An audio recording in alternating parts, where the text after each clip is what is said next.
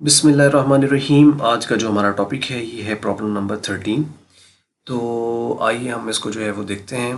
बिल्कुल उसी तरह प्रॉब्लम है जैसे हमने पिछली वाली जो है वो प्रॉब्लम की हैं 11-12, उसी तरह की है। इसमें हमें जनरलाइज करना है कुछ एंट्रीज़ को, और हमें कुछ अकाउंट्स बनाने हैं और आखिर पे बैलेंस शीट बनानी है। तो दो पार्टनर हैं, एक पार्टनर बाद में इन होता है और उसके आने की वजह से जो चेंजेस आते हैं उन्हें हमें देखना है, और उन चेंजेस के बेस पर जो है वो हम देखेंगे उनके कैपिटल किस तरीके से एडजस्ट होंगे और एंट्रीज वगैरह जो है वो किस तरह से की जाएंगी। तो आइए हम इसको देखते हैं। बात करता है Roshan and Shahzad are partners in a firm sharing profits in ratio of 3:2। Roshan और शहजाद जो हैं ये दो पार्टनर हैं, इस रेशो में वो अपने प्रॉफिट शेयर कर रहे थे।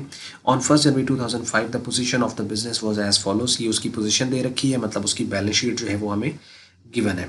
तो यहाँ पे क्वेश्चन का डेटा मतलब वो आपको क्या देगा, पार्टनर के नाम बताएगा, उनकी रेशो बताएगा, बैलेंस शीट देगा और आगे कुछ एडजस्टमेंट देगा और कहेगा अब इसकी जर्नल एंट्रीज और अकाउंट्स बनाओ और बैलेंस शीट बना दो। इस तरह करके क्वेश्चन जो है वो आपको आ सकता है।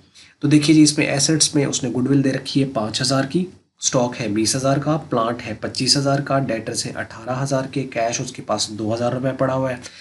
लाइबिलिटीज़ में सैलरी क्रेडिटर्स हैं 15,000 के, रोशन का कैपिटल 30,000 है जबकि शहजाद का कैपिटल 25,000 है।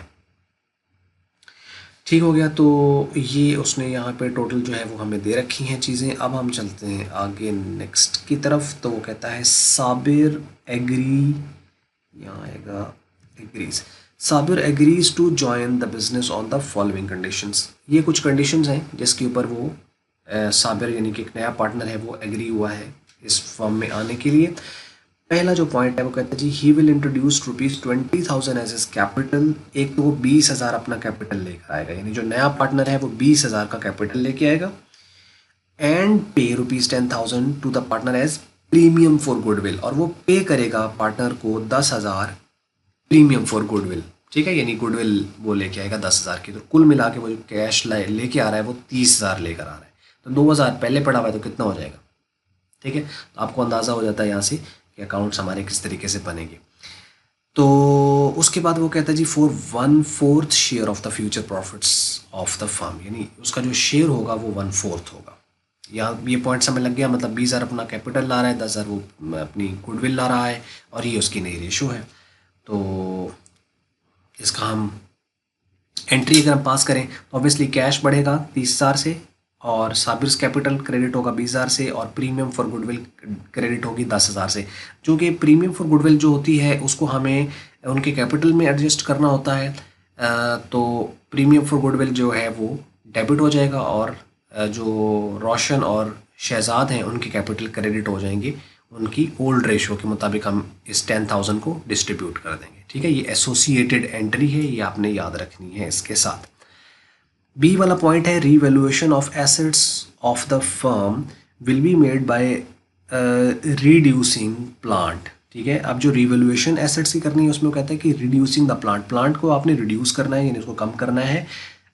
प्लांट अकाउंट ₹20,000, आपने प्लांट अकाउंट को 20,000 पे ले आना है, एंड स्टॉक उसको रिड्यूस करना है by 10%, and by raising a provision for bad debts. अब रेजिंग से इंक्रीज मत समझिएगा, raising a provision for bad debts है।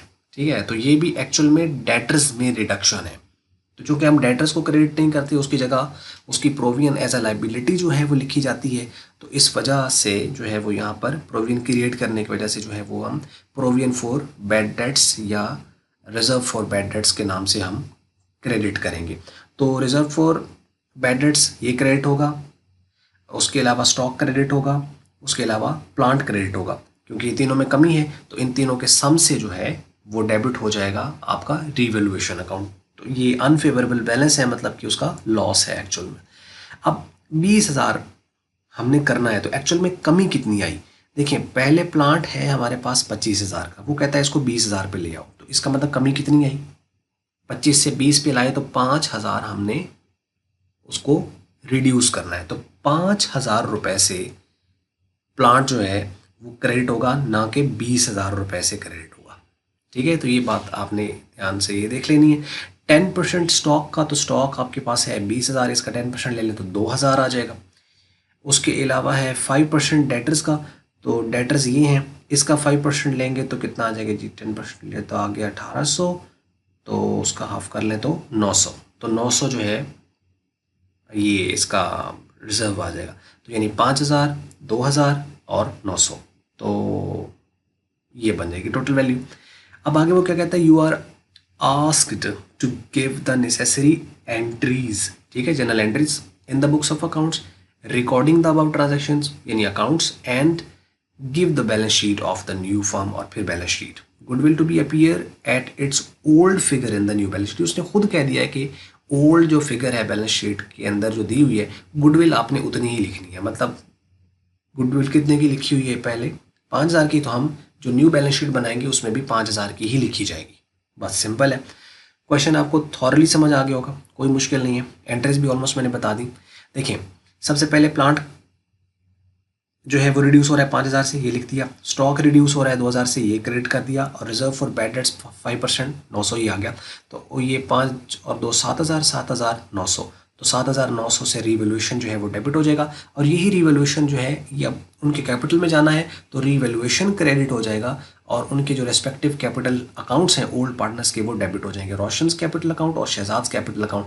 अब ये किस तरीके से आया है, उनकी जो रेशो दे रखी है पहले से, पार्टनर जो शेयर कर रहे हैं अपनी रेशो, वो 3-2 की है, तो उनका सम कर लें तो 5, तो 3/5 और 2/5, तो 3/5 और 2/5 आपने सिंपल ले लेना है इस वैल्यू का। तो इसका अगर हम 3/5 लेंगे तो वो ये आ जाएगा, इसका अगर हम 2/5 लेंगे तो वो ये आ जाएगा, ठीक है। तो बीइंग लॉस डिस्ट्रीब्यूटेड, यानी जो रिवोल्यूशन पर लॉस हुआ है वो डिस्ट्रीब्यूट कर दिया गया है। ये होगी एसोसिएटेड एंट्री, और ये तो हमें क्वेश्चन से ही पता चल रहा है। तो अब हम चलते हैं उसकी जो गुडविल वगैरह जो है ये वो उसकी तरफ। तो अब वो उसने कहा कैश वो लेके आया है, अपना जो कैपिटल लेके आया है वो है 20,000 का, जबकि गुडविल लेके आया है 10,000 की। तो कुल मिला के कैश लेके आया है वो 30,000 का, तो कैश पड़ेगा, एसेट है, डेबिट होगा। साबिर्स कैपिटल चूँकि उसका अपना कैपिटल है तो 20,000 से क्रेडिट, और प्रीमियम फॉर गुडविल अकाउंट जो है 10,000 से क्रेडिट हो जाएगी। Being capital in the goodwill brought in by Sabir, ठीक है, यानी ये दोनों चीज़ें साबिर लेके आ रहा है जो कि न्यू पार्टनर है। अब इसके साथ हमें पता होना है कि प्रीमियम फॉर गुडविल जो है उसको हमें एसोसिएटेड एंट्रीज की करनी है, मतलब इसका जो भी बैलेंस होगा वो उनके कैपिटल को जाएगा, तो ये खुद डेबिट हो जाएगी, तो उनके कैपिटल अकाउंट क्या हो जाएंगे, क्रेडिट हो जाएंगे। तो प्रीमियम फॉर गुडविल 10,000 से आ जाएगा, रोशंस कैपिटल अकाउंट और शहजाद कैपिटल अकाउंट क्रेडिट हो जाएंगे। और किस रेशो से, सेक्रीफाइस रेशो के। सेक्रीफाइस रेशो भी इनकी वही निकलेगी जो इनकी 3-2 की रेशो दे रखी है, तो लिहाजा 3-2 की रेशो के हिसाब से इसने यहाँ पे डिस्ट्रीब्यूट कर दिया है, ठीक है। तो यानी 3/5 हम इसका लेंगे तो 6,000 आ जाएगा, और 2/5 इसका लेंगे तो वो 4,000 आ जाएगा। बीइंग गुडविल डिस्ट्रीब्यूटेड, यानी गुडविल को डिस्ट्रीब्यूट कर दिया गया है। ओके हो गया, यानी कुछ भी इसमें मुश्किल नहीं है। देखो याद रखना है, अगर रीवैल्यूएशन हो रही है तो बाद में रीवैल्यूएशन की आपने एसोसिएटेड एंट्री याद रखनी है। उसके बाद अगर प्रीमियम फॉर गुडविल है तो उसकी एसोसिएटेड एंट्री याद रखनी है। तो बस 2 आपको वहाँ से पेपर से हिंट मिल रहे हैं, एक ए बी जो उसने ऊपर दिया हुआ है, और साथ उसकी एक एक एसोसिएटेड एंट्री है, तो 4 एंट्रीज, क्वेश्चन खत्म। ये तो जनरल एंट्रीज होगी। अब इसका अकाउंट्स, अब अगर आपकी एंट्रीज क्लियर है तो आपको अकाउंट बनाने में कोई प्रॉब्लम नहीं है। चलिए हम आ जाते हैं, सबसे पहले रोशंस कैपिटल अकाउंट देखते हैं। अब इसमें देखो कैपिटल है, तो कैपिटल में उसका ऑब्वियसली एक बैलेंस होगा, तो वो बैलेंस क्रेडिट होगा, तो वो होगा उसका ओपनिंग बैलेंस, इसको हम कहते हैं बैलेंस ब्राउट डाउन, तो ये हम उसकी क्रेडिट साइड पे लिख देंगे, और ये है 30,000। बाकी उसको फ़ायदा हुआ गुडविल से, नुकसान हुआ रिवोल्यूशन से।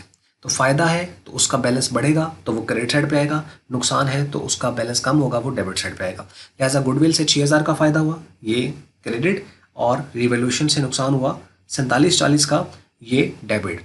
तो हमने ये 36,000 बन जाएगा टोटल, 30,000 6,000 36, 36,000 में से 4740 निकालो तो 31,260, ये उसका बैलेंस कैरी डाउन है, मतलब ये उसका एंडिंग बैलेंस है। रोशंस कैपिटल आखिर पे पड़ा हुआ है, ये वाली वैल्यू समय लगी होगी, और ये वैल्यूज़ कहाँ से आई हैं, ये हम ऊपर से ही ले रहे हैं।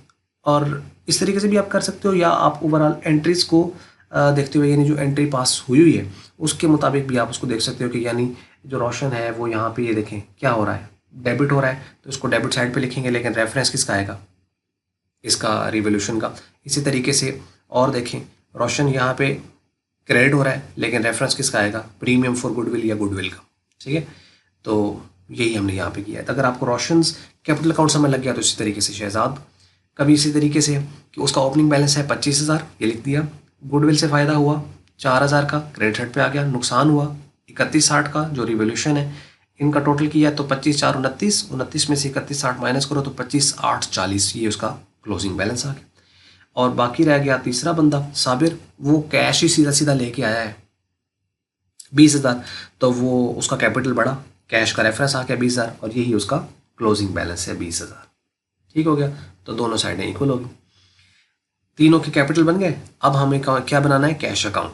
तो अब हम आ जाते हैं कैश अकाउंट की तरफ। तो कैश अकाउंट में उसका कैश है, एसेट है, ओपनिंग बैलेंस होगा, डेबिट साइड पे लिखा जाएगा। तो कैश बैलेंस शीट में उसने पहले ही दिया हुआ है ओपनिंग 2,000 तो ये आ गया।